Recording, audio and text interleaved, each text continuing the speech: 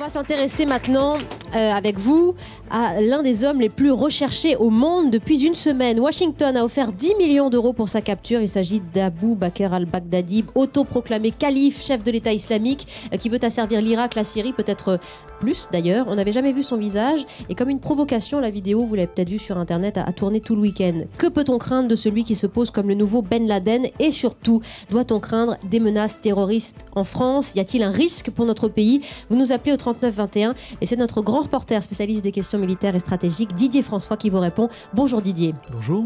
Alors, on a vu cette intimidation médiatique, il était très présent déjà sur Twitter, cet homme, et puis il a communiqué avec cette vidéo.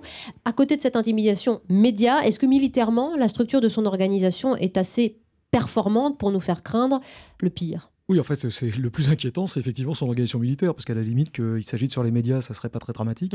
Mais on a vu que, effectivement, l'État islamique, donc qui est le groupe que lui dirige, et qui en ce moment est en train de prendre la place d'Al-Qaïda, a réussi quand même une énorme percée militaire en s'emparant de quasiment tout le nord de la Syrie et de tout l'ouest de l'Irak, ce qui fait maintenant un territoire assez large dans lequel, alors certes, il ne dirige pas seul, mais il est extrêmement présent.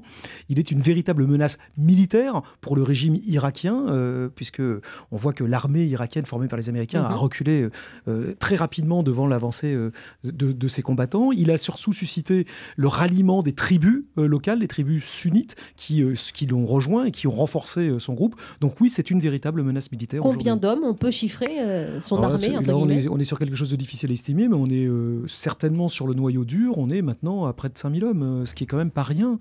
On est sur une force militaire qui est d'un volume même quasiment supérieur à ce qu'avait Al-Qaïda au Maghreb islamique, que l'armée française est allée briser il y a un an dans le massif des Isroars, dans le nord du Mali. On est sur quelque chose qui militairement est quand même assez solide, assez structuré, avec des gens qui plus est, ont de l'expérience du combat, donc sont aguerris et ont une volonté d'en découdre forte.